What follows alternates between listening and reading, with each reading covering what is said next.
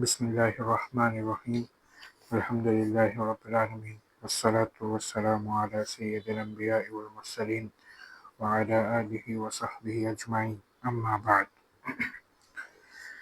আজকে আমরা একটা জিনিস নিয়ে ছোট্টভাবে আলোচনা করব। সেটা হচ্ছে ইসলামের শুরুতে আযান কিভাবে চালু হয়েছিল। আযান আমরা সবাই পরিচিত। আযান জিনিসটার সাথে আমরা সবাই পরিচিত যে আমাদেরকে যখন সালাতের জন্য ডাকা হয়, যেই পদ্ধতিতে ডাকা হয় সেই পদ্ধতিটা হচ্ছে আযান। এখানে মুয়াজ্জিন সাহেব কিছু সার্টেন বাক্য বলেন, যে বাক্যগুলো আমরা শুনি, সেগুলোর উত্তর দিই, এবং এইভাবেই হচ্ছে আমাদেরকে ইবাদতের জন্য ডাকা হয় দৈনিক 5 বার। এখন ইসলামের যে শুরুর দিকে আযান আসলে ওভাবে ছিল না। তো এখানে আমি একটা হাদিস বর্ণনা করব। এই হাদিসটা হচ্ছে আবু দাউদের 499 নম্বর হাদিস। এই হাদিসটা নিয়ে আমরা একটু কথা বলবো। এই হাদিসে মূলত আমরা দেখব যে আযান আসলে কিভাবে আযানের কাহিনীটা আসছে।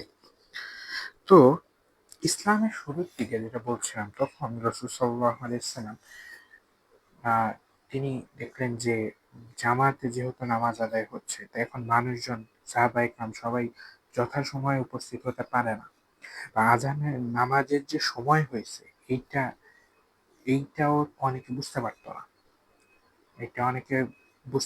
দেখা যেত যে জামাত পেত না, অনেকে জামাত মিস হয়ে যেত।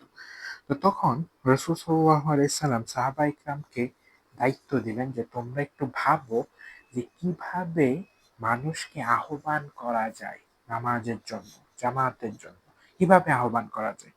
এটা রাসূল সাল্লাল্লাহু আলাইহি সাল্লাম ভাবতে বললেন সাহাবায়ে কেরামকে।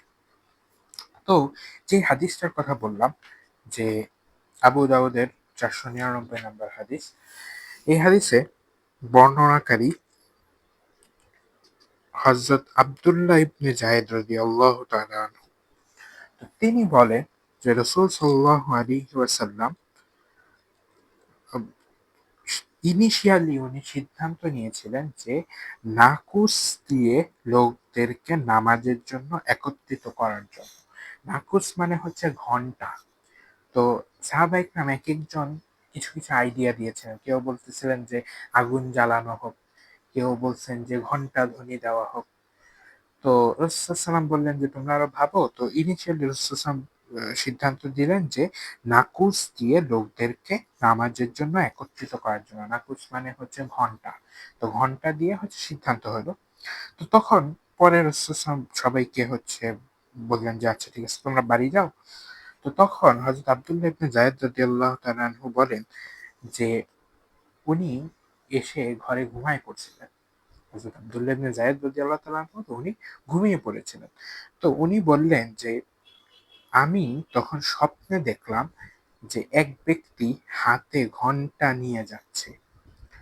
তখন আমি বললাম যে হে আল্লাহর বান্দা, ঘন্টাটি বিক্রি করবে কি? মানে উনি স্বপ্নে দেখলেন যে এক ব্যক্তি হচ্ছে কি নিয়ে যাচ্ছে, ঘন্টা নিয়ে যাচ্ছে। তো ঘন্টা নিয়ে যাচ্ছে, যেহেতু ঘন্টাটা লাগবে, রাসূলুল্লাহ বলেছিলেন যে তাইলে ঘন্টার মাধ্যমে, তোমরা যখন বলছো তাহলে ঘন্টার মাধ্যমে ডাকি। তো উনি ওই স্বপ্নে ওই ব্যক্তিকে জিজ্ঞেস করতেছেন যে তুমি কি ঘন্টাটা আমার কাছে বেচবা, বিক্রি করবা? তো তখন লোকটি বলল যে তা দিয়ে তুমি কি করবে? ওই লোকটা জিজ্ঞেস করলো যে তুমি যে ঘন্টা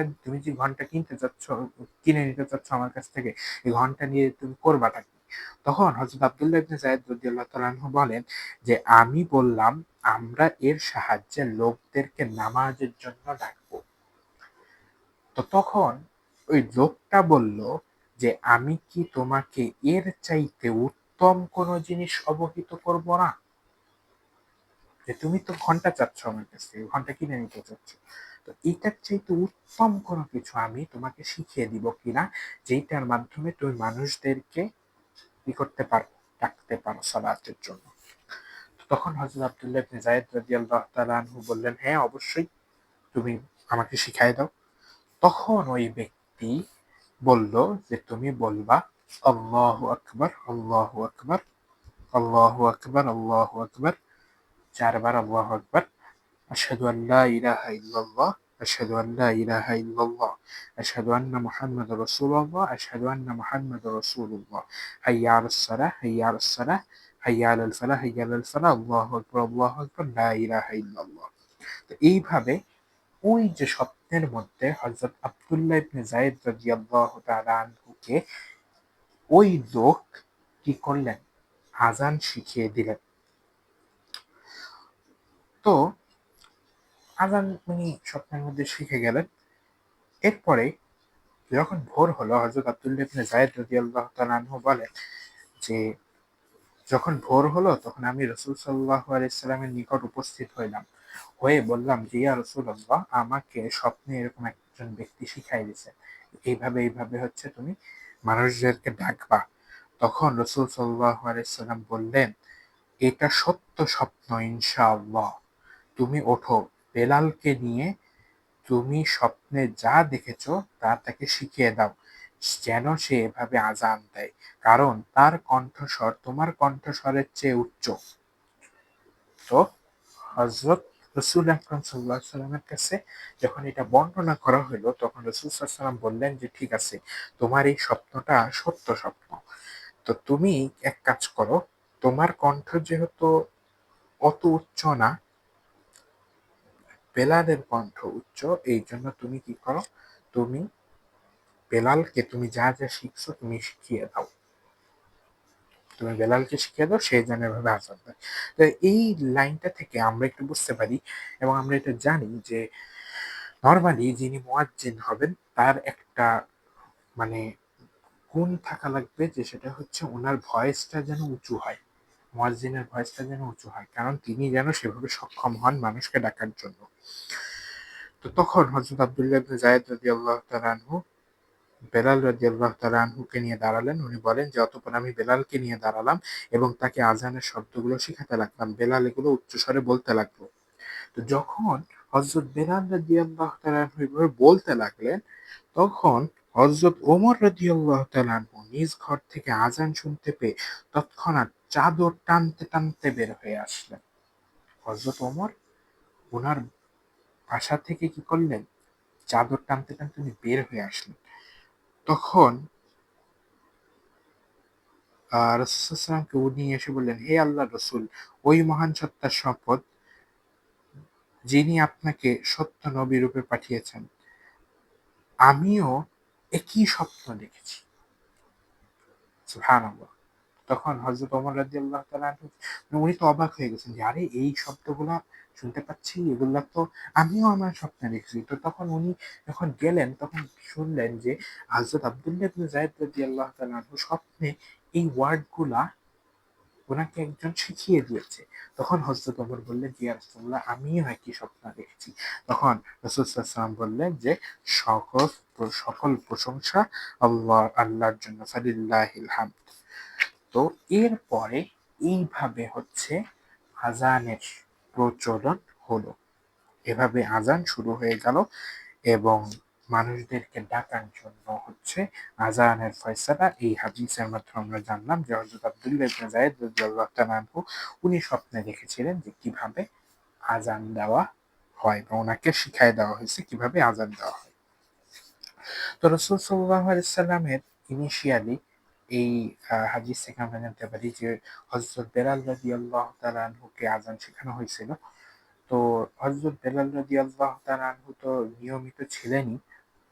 রাসূল সাল্লাল্লাহু আলাইহি ওয়াসাল্লামের জীবন দশায় আমরা যতটুকু আমি জানি যে ৪ জন সাহাবীকে রাসূল সাল্লাল্লাহু আলাইহি ওয়াসাল্লাম ওই মর্যাদা দিয়েছেন যে উনার জীবন দশায় মুয়াজ্জিন গিরি করার জন্য। অর্থাৎ রাসূল সাল্লাল্লাহু আলাইহি ওয়াসাল্লামের জীবন দশায় ৪ জন ব্যক্তি সম্মানিত ছিলেন, যারা অনুমতিপ্রাপ্ত হয়েছিলেন যে মসজিদে নববীতে আযান দেওয়ার জন্য। তো প্রথমত প্রধান মুয়াজ্জিন যিনি ছিলেন, আমরা সবাই নাম জানি, হযরত বেলাল রাদিয়াল্লাহু তাআলা আনহু। এবং হযরত বেলালের সাথেও আরো ৩ জন সাহাবী ছিলেন যারা মাঝে মধ্যে আযান দিতেন হযরত বেলালের সাথে। তো এর মধ্যে আরেকজনের নাম খুবই ফেমাস, হযরত আব্দুল্লাহ ইবনে উম্মে মাকতুম। রাদিয়াল্লাহু তাআলা আনহু, উনি অন্ধ ছিলেন, অন্ধ সাহাবী। তো উনিও হচ্ছে রাসূল সাল্লাল্লাহু আলাইহি ওয়াসাল্লামের মুয়াজ্জিন ছিলেন। এছাড়া আরেকজন ছিলেন হযরত আবু উবাইদা ইবনুল জাররাহ রাদিয়াল্লাহু তাআলা আনহু। উনিও আযান দিয়েছেন বলে জানা যায়। আরেকজন খুব সম্ভবত হযরত সাদ ইবনে আবি ওয়াক্কাস রাদিয়াল্লাহু তাআলা আনহু, আমি যদি ভুল করে না থাকি। তো এই ৪ জন ব্যক্তিকে রাসূল সাল্লাল্লাহু আলাইহি ওয়াসাল্লাম কি করেছিলেন? মসজিদে নববীতে হচ্ছে আযান, রাসূল সাল্লাল্লাহু আলাইহি ওয়াসাল্লামের জীবন দশায় এই ৪ জন হচ্ছে আযান দিয়েছেন। বেশিরভাগ আযান হযরত বেলালই দিতেন। এছাড়াও এই বাকি ৩ জন সাহাবীকে রাসূল সাল্লাল্লাহু আলাইহি ওয়াসাল্লাম মনোনীত করেছিলেন।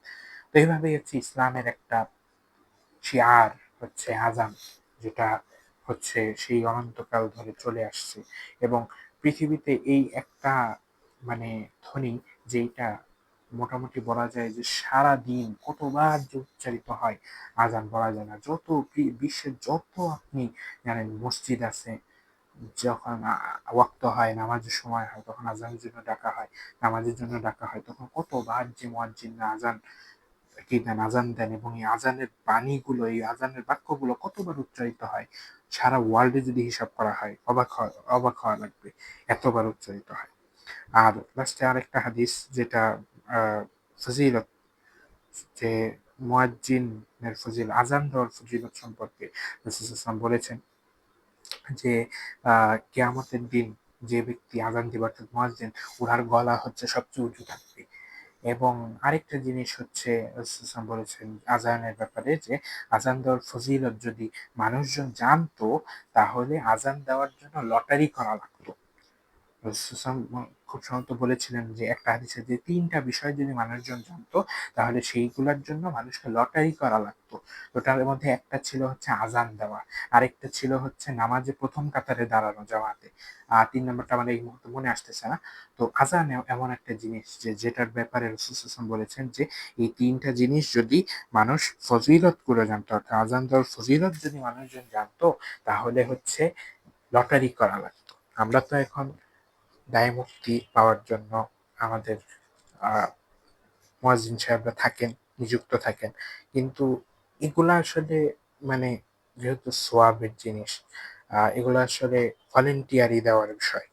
এগুলা আসলে ওরকম বিষয় না যে কেউ একজন নিয়োগ থাকবেন, সেরকম না। এগুলা হচ্ছে ভলান্টিয়ারি দেওয়ার বিষয়। বাট আমাদের তো আমরা আল্লাহর ক্ষুদ্র বান্দা, আমাদের ওরকম সোয়াব কামানোর আশাও নাই, তো ইচ্ছাও নাই। তো এইজন্য এগুলা থাকে না। এটা আমাদের সীমাবদ্ধতা। আল্লাহ তাআলা ক্ষমা করুন।